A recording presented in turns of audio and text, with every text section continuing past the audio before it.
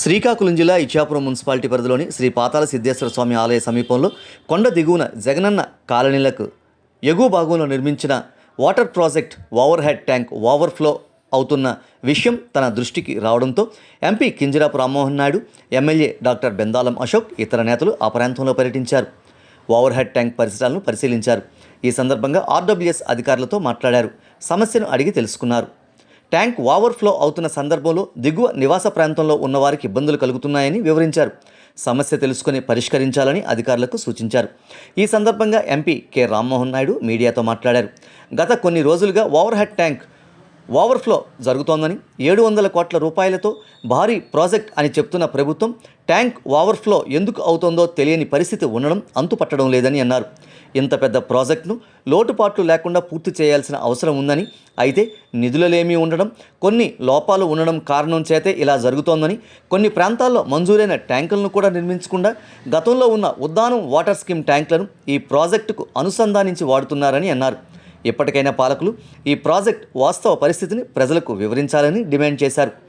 700 కోట్ల రూపాయలు ఖర్చు పెట్టి ప్రాజెక్ట్ ప్రారంభించామని ప్రభుత్వం చెబుతుండగా గ్రామాల్లో ప్రజలు తమకు నీరు రావడం లేదని చెబుతున్నారని, ఎటువంటి క్వాలిటీతో పనులు చేశారని ప్రశ్నించారు. ప్రస్తుత పరిస్థితిపై అధికారులను నివేదిక కోరామని చెప్పారు. ప్రజల సొమ్ము దుర్వినియోగం కాకుండా చూడాల్సిన బాధ్యత ప్రతిపక్షాలైన తమపై ఉందని అన్నారు.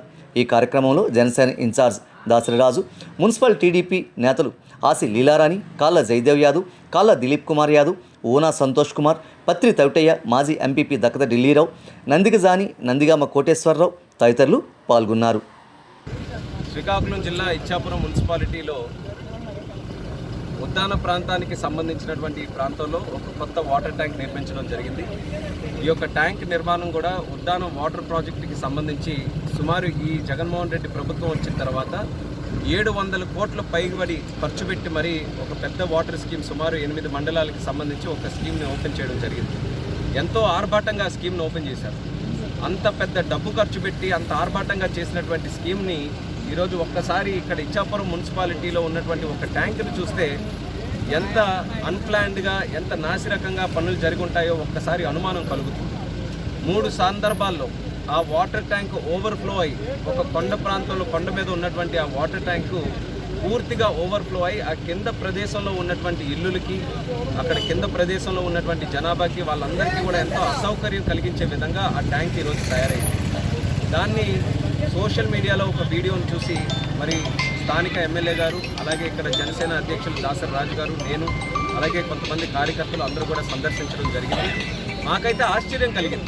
700 కోట్ల రూపాయలు పైగా ఖర్చు పెట్టినటువంటి ఈ వాటర్ స్కీమ్లో ఇంత చిన్న టెక్నికల్ సమస్య ఏ రకంగా వచ్చిందన్నటువంటి అనుమానం ఈరోజు కలుగుతుంది. అందుకనే వాటర్ డిపార్ట్మెంట్ వాళ్ళు కూడా పిలిచి వాళ్ళకు కూడా హెచ్చరించాం. అసలు ఈ ప్రాబ్లం ఎందుకు వచ్చింది, దీని మీద రిపోర్ట్ తయారు చేయాలి, దీని మీద ఇన్వెస్టిగేషన్ జరగాలి. ఎక్కడైనా పనుల్లో కానీ, ఎటువంటి క్వాలిటీలో కానీ కాంప్రమైజ్ కానీ జరుగుంటే మాత్రం కఠినమైనటువంటి చర్యలు దానికి బాధ్యులైనటువంటి వారి మీద తీసుకోవాలన్నది తెలుగుదేశం పార్టీ, జనసేన పార్టీ తరఫున మేము డిమాండ్ చేస్తున్నాం. అలాగే ఈ ప్రభుత్వంలో ఉన్నటువంటి వారికి క్షమాపణ చెప్పాలి. ఎందుకనంటే మోసం చేశారు ఈ స్కీమ్ ద్వారా. 700 కోట్ల రూపాయలని పదే చెప్తున్నారు. ఎక్కడని కాదు, రాష్ట్రం మొత్తం మీద ఉద్దానం తాలూకా నీటి సమస్యను మేము తీర్చేసామని చెప్పినటువంటి వాళ్ళు ఈరోజు ఉద్దానంలో సుమారు 118 గ్రామాలుంటే ఈ 118 గ్రామాల్లో సగానికి సగం గ్రామాలకి ఈ రోజు వరకు కూడా త్రాగునీరు లభించట్లేదు. అంటే స్కీమ్ ఓపెన్ చేసుకున్నారు, డబ్బులు ఖర్చు పెట్టుకున్నారు, కానీ పైప్ లైన్ లేదో వేశారు, కానీ ఈ రోజు వరకు కూడా వాటర్ మాత్రం ఏ గ్రామానికి కూడా సరిగ్గా రావట్లేదు.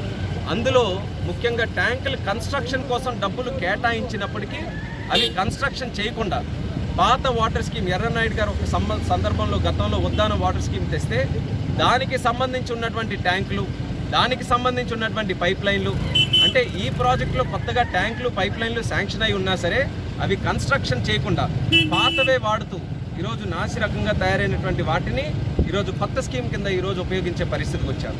అంటే ఎంత మోసం జరుగుతుందో ఒకసారి మనం గమనించాలి. మొన్ననే విశాఖపట్నంలో ఒకటి చూసాం, ఫ్లోటింగ్ బ్రిడ్జ్ ఓపెన్ చేశారని ఎంతో ఆర్భాటం చేశారు. నెక్స్ట్ రోజుకి బ్రిడ్జ్ లేదు, ఫ్లోట్ అవుతూ సముద్రంలోకి వెళ్ళింది. మరి అలాగే ఈరోజు ఇక్కడ ఉన్నటువంటి పరిస్థితి కూడా అలాగే కనిపిస్తుంది. ఇంత పెద్ద ఎత్తున డబ్బు ఖర్చు పెట్టి చేసినటువంటి ప్రాజెక్టు ఇంటికి నీరు వెళ్లకుండా రోడ్డు అంతా నీరు పారుతూ వస్తుంది. అంటే ఎక్కడో ఏదో లోపం జరిగింది, ఎక్కడో ఏదో తప్పు జరిగింది. ఆ తప్పు వెలిక్కి తీయాలని చెప్పి ఈరోజు ప్రత్యేకంగా ప్రాజెక్టును కూడా పరిశీలించాం. దీన్ని విడిచిపెట్టే ప్రసక్తి ఉండదు. రేపు కూడా తెలుగుదేశం పార్టీ, జనసేన పార్టీ ఈ ప్రాజెక్ట్ మీద సంపూర్ణంగా ఒక రిపోర్ట్ తెచ్చుకొని ప్రతి గ్రామానికి కూడా ఎంత నిధులు ఖర్చు పెట్టారు, ఏ రకంగా కనెక్షన్లు ఇచ్చారు, ఎక్కడ సోర్స్ నుంచి వాటర్ ఏ రకంగా తీసుకుని వస్తున్నారు, వీటన్నిటి మీద కూడా స్టడీ చేసి ఇందులో అవకతవకలు ఏవైతే జరిగాయో అవి బహిర్గతం చేస్తాం. ఇందులో జరిగినటువంటి తప్పులు ఏవైతే ఉన్నాయో బయటికి తీసుకొని వచ్చి దీని మీద మళ్ళీ మేము ఖచ్చితంగా ప్రభుత్వంలోకి రాబోతున్నాం. కాబట్టి ఈ తప్పులన్నీ కూడా సరిదిద్ది ఉద్దానానికి భవిష్యత్తులో త్రాగునీరు కానీ సాగునీరు కానీ ఈ సమస్యలు తీర్చేది తెలుగుదేశం జనసేన పార్టీ అన్న హామీ కూడా ఇక్కడ ఉన్నటువంటి ప్రజలకు మేము ఇస్తున్నాం.